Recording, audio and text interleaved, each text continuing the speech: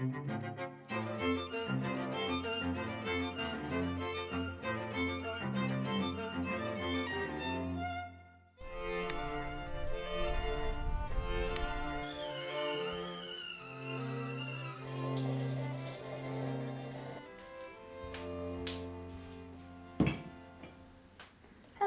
welcome back to Blackthorn Cottage. My name is Anna and I'm a flower grower and florist based in Northumberland, and this is my second video here on YouTube. In my first video I was talking all about doing the flowers for my first wedding, which was really exciting.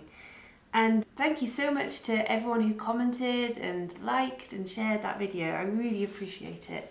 I hadn't really anticipated how vulnerable it would feel because I work for my mother-in-law Kate, who has the channel The Last Homely House. I had edited lots of videos in the past and been in some of her videos, so I hadn't really anticipated how how vulnerable it would feel putting it all out there. So I really appreciate how kind everyone was in the comments, and yeah, it had over 1,000 comments, which absolutely blew my mind. So I'm sorry if I couldn't reply to all of them. So I'm sorry if I didn't reply to your comment, but I read them all and I really appreciated all of the support. So thank you very much. This month has just absolutely flown by.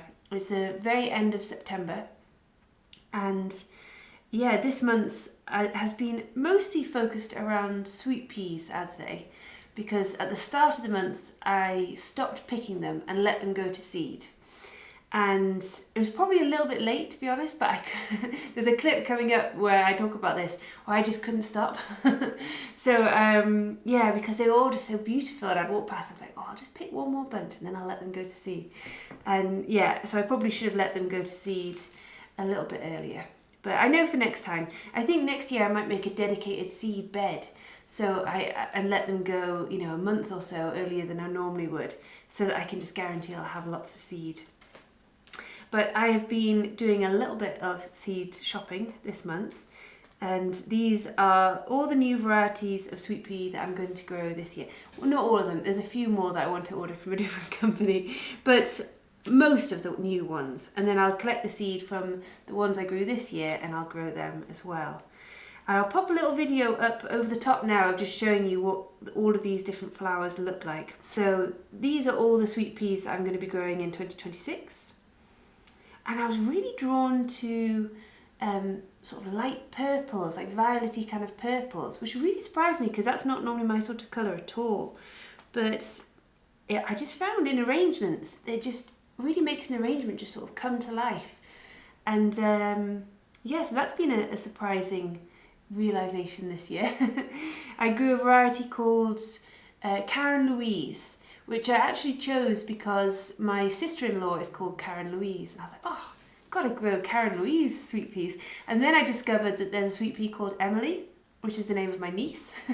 So I grew the Karen Louises and Emilys next to each other this year, which was very lovely. And then when they came to visit in August, I gave them a bunch of sweet peas that had Karen Louises and Emily's in.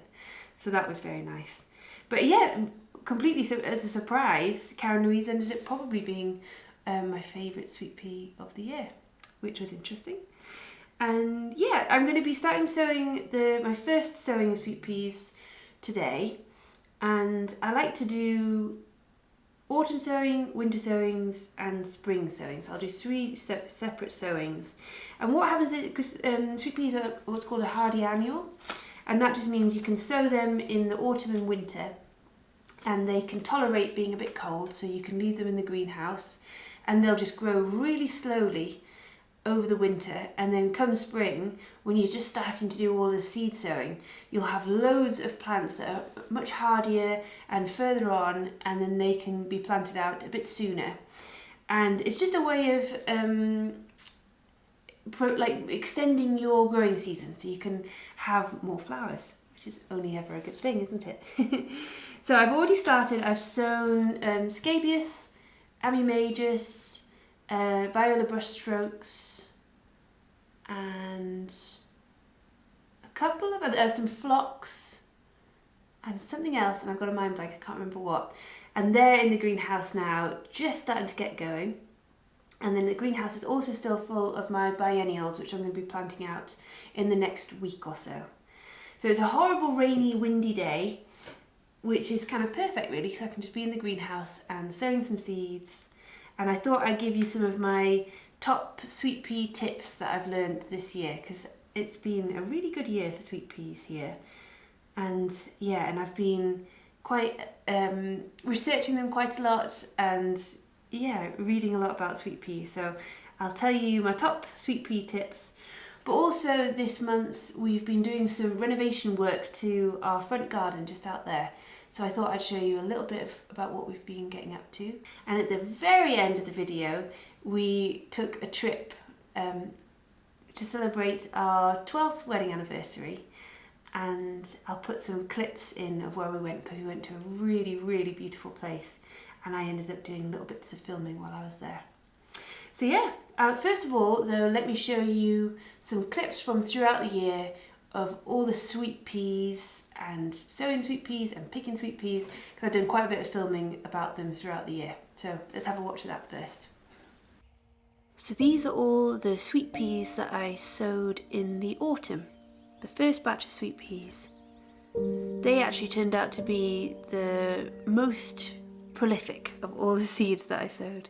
And here's me and Lucy doing the winter sowing. And these are all the seedlings in the spring, and I put them out in the garden for some fresh air.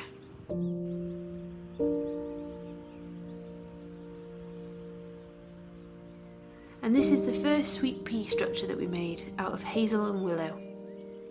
And this is where all the autumn sown sweet peas were planted. And we had a weekend where our friend Ant came and Lucy and Dagan came, and we made loads of new beds. It was a very productive weekend.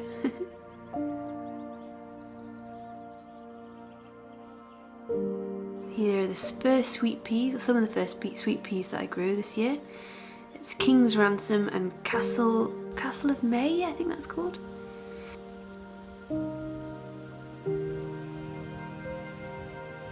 And this is probably my top sweet pea tip.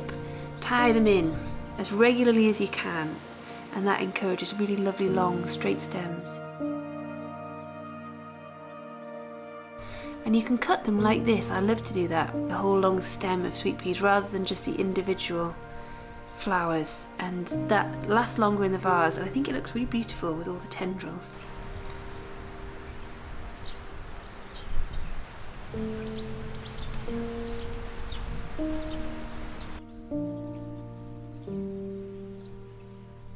And this is the first bunch of sweet peas that I ever sold. I sold them to someone on Instagram. And this is the garden at its most abundant. The sweet peas are all really going for it.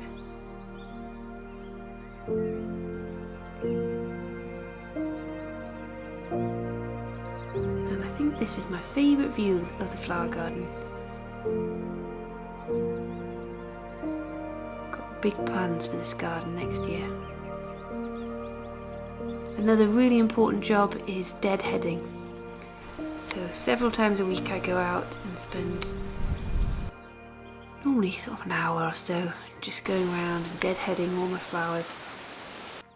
A bit longer really. It's quite an epic job.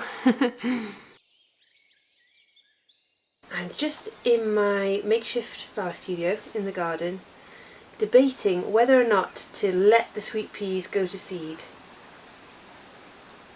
So I've just picked a big bunch, and I'm thinking I should probably let them all go to seed now so I can collect the seed and start growing the autumn sown sweet peas, because it's the beginning of September.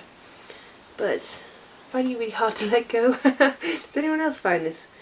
When it comes to flower seasons being over, I always find that I kind of mourn them a little bit as it's happening. I think it's probably time, because it's, like I say, it's the very beginning of September, and I want to start doing some sowings of sweet peas starting later on this month, next month and the month after, so I really should. Oh, but just Just look at them. So I stood looking at them and thinking, do I deadhead one last time? And then let them have one last flush? No, I think I really should let them go to seed now. Oh, it's just been such a good year for them. I do need to document them though. I was going to take some individual photos of my favourite varieties. So maybe I should do one last deadheading, just so that I can do that. Maybe I'll do that and then I'll give myself till the weekend. So I'll do that and let them have one last flush. Then I can document them and then properly label them so that I don't end up...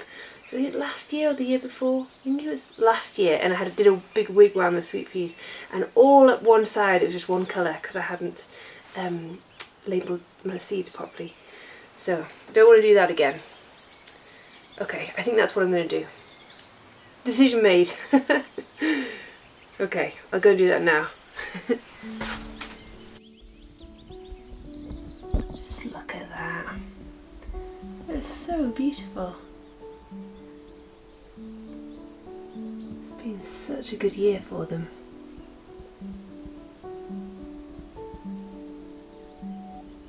So at the beginning of the month, my neighbour Will came over with some of the guys he works with, and they cleared this bit of the garden which had got really damaged by the building work we had done last year. So they came and had a day clearing away all the gravel, and then they used these old stone slabs that we found underneath the cement of the floors in our sitting room when we were doing the building work last year. We didn't have quite enough to pave one of the rooms in our house, but there was almost enough to make a terrace.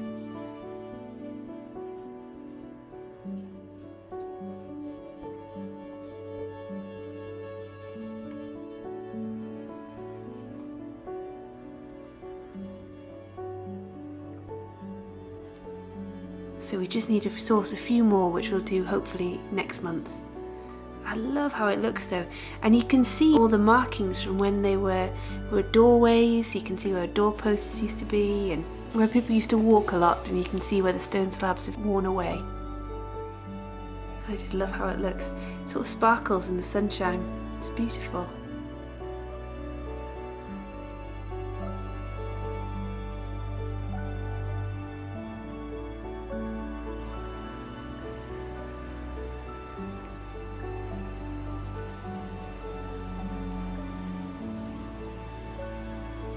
This is where one of the doorposts would have been.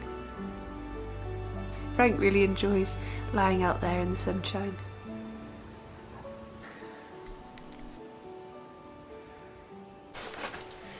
I'm down in the greenhouse and it is a horrible, horrible day. So it's a good place to be. I had a good clean out here last weekend. I made a good reel. I'll pop that over the screen right now of me tidying up. It's very satisfying to watch. In reality it was a quite laborious process and there were a lot of spiders, so it's nice watching it like this. It's like, so easy. What I've done is I've got a load of organic seed compost. I'll just show you. So this is just organic seed compost, and I've mixed in a good amount of perlite and vermiculite, and that's just to make it free draining so that they don't rot over the winter basically. I used to also put coir in as well, but I've just run out, so I need to order some more of that. But yeah, that's what it should look like. And then I use pots about this size, however big that is.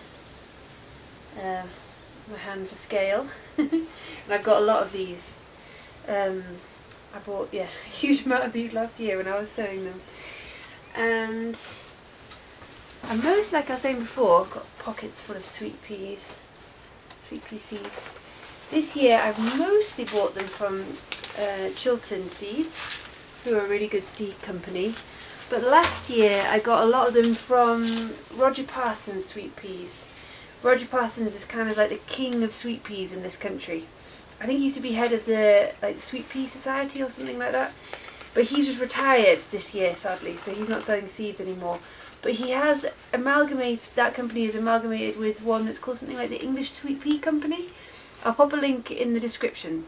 I think it's englishsweetpeas.co.uk or something is the website. And these seeds are really good, so I'm sure they will also be good. I'm going to buy a few varieties from them this year. I crouch down a bit.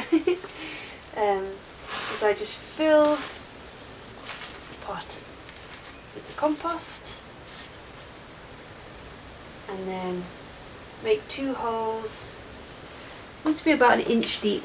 This one I'm sowing at the minute is called Topsy, and I grew loads of that this year. I'll put a little bit of a clip of Topsy over the top here so you can see what it looks like. It's really lovely dark sweet pea, and it was one of the first ones to flower, and it just grows and grows and grows. And then so I've popped 2 in, and then I'm just going to cover them over the top like that, and then put them in here. I might put a tiny sprinkling of vermiculite over the top as well, because that just helps it retain the water. And then that's it. And you grow them in these pots because you can use, I'll just show you, in the spring you can use these, which are called root trainers, and these are really good as well, but you have to pot them on. And the idea is if you sow them in the autumn, because they grow so slowly, you don't actually have to pot them on because they're just super slow growing. So in the spring, when my last sowing of sweet peas, I did them in the root trainers, and then I potted them on in pots this size. But at this time of year, you don't have to do that. And I'll fill up a tray full of pots, and then I'll make sure I label them. Labelling them is one of the really, really important things to remember, because yeah, it causes all sorts of chaos in the spring when you come, in the summer when you come in to plant them out, if you can't remember what you've planted. So always remember to label.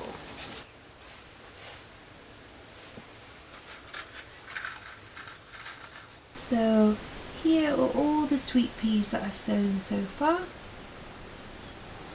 So many beautiful varieties. I think the thing that I enjoy the most about, I mean, other than the fact that it just makes the spring sowing so much easier, one of the things I really love about sowing seeds in the autumn and the winter is that it can, like around here especially, the winter can feel so long and so drawn out. But you come down here and you know, there's seedlings everywhere, and you just know that in a few months' time the weather will be better, and those seedlings will be planted out and there'll be beautiful flowers. And it kind of, yeah, it's reassuring, I think, because sometimes around here winter can feel just like a little bit never-ending. But I'm getting quite cold now, so I'm going to go in and warm up. So now it's started to get a little bit colder, I started doing arrangements in the house. And so this is our pantry, and what I like to do is set up all my flowers out like this so they're easy to grab, and they've all been conditioned for 12 hours or so. And I like to make arrangements in bowls like this, so I use chicken wire and a flower frog and florist's tape to secure it. And then I like to make the base of the arrangement with foliage, or sometimes I use flowers, but here I'm using foliage. And then I like to fit in the focal flowers, and they're the kind of stars of the show really. So these are dahlias, but then I also had some roses as well, which I used. And these I like to put in at different heights, and so your eye sort of travels through the arrangement. And then I added some achillea, which the colours just worked so well with those leaves and dahlias. I was really pleased with that. And I did that again at different heights. and that just adds texture and a little bit of sparkle because they had such lovely variation within the colours. And then I added some cosmos dancing out the top for movement and lightness to the arrangement.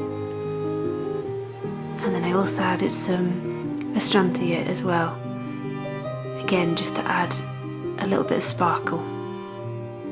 And that's it.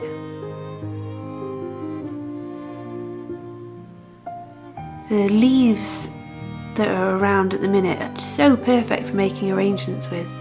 You could make something beautiful just with a vase full of all those beautiful leaves and berries and things like that. So it's yeah, I recommend having a go at making arrangements in bowls like this. All you really need is the chicken wire and the flower frog and a bit of pot tape if you have it. And then you can, it's really fun to make arrangements in. It takes a little bit of practice, but I really enjoy it.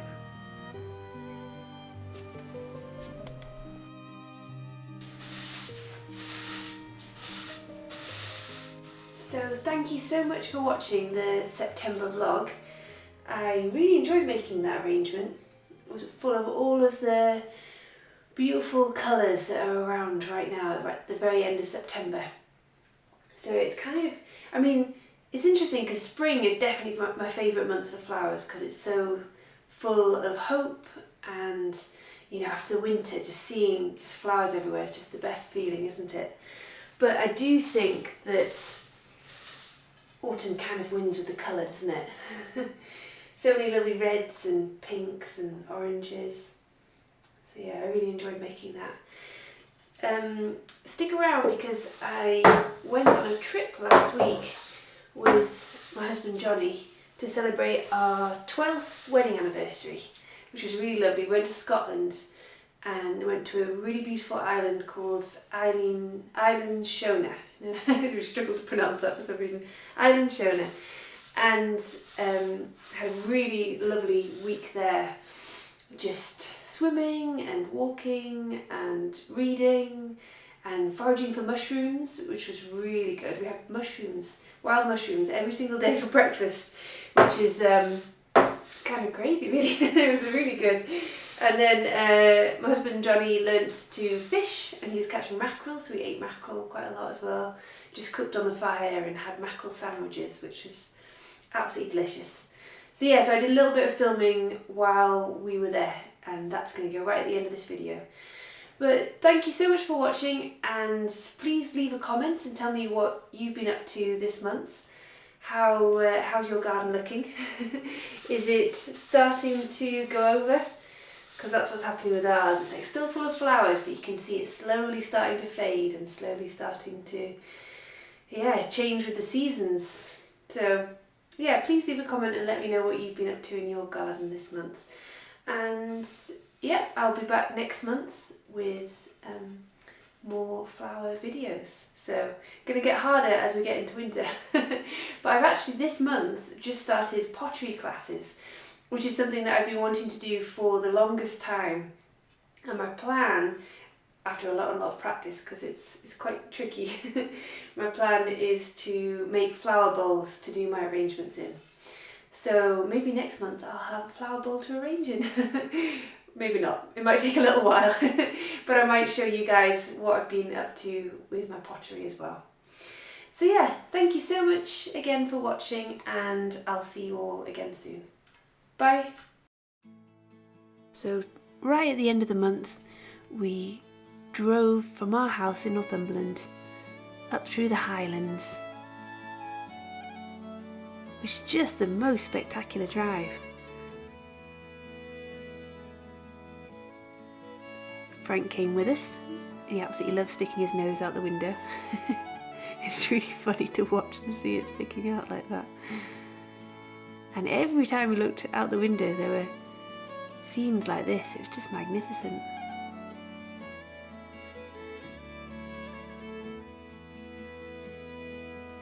And then we got to the island, where we were staying, which is called Island Shona, and it's a little island quite close to Ardnamurchan and Rum and Egg.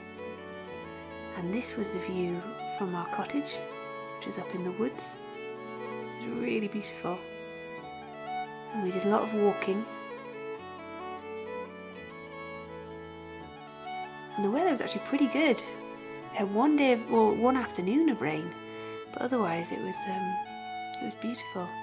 And Johnny, my husband, had a go at fishing, so we spent quite a lot of time finding good spots to catch mackerel. And he eventually caught one. This is the first one he caught. He's very proud of himself. And after that, every day we would make a fire and cook mackerel on the fire. And this is the view from the summit.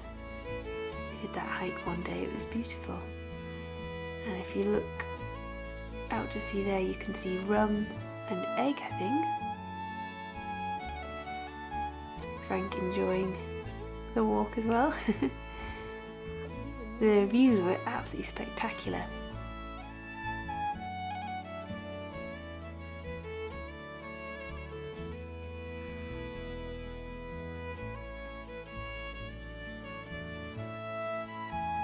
We had a good day on the beach.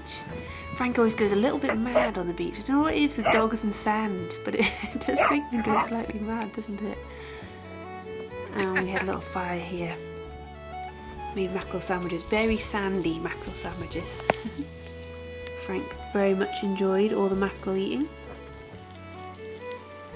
And we had quite a few sea swims, which was wonderful. They have a little sauna on the island, so you can have a sauna and jump in the sea afterwards. And every day we found mushrooms and had them for breakfast, which was so lovely. These ones are chanterelles. So we found, I think Johnny said it's the most chanterelles he's ever found, but we also found a lot of hedgehog mushrooms as well. Thanks so much for watching. I'll see you next month.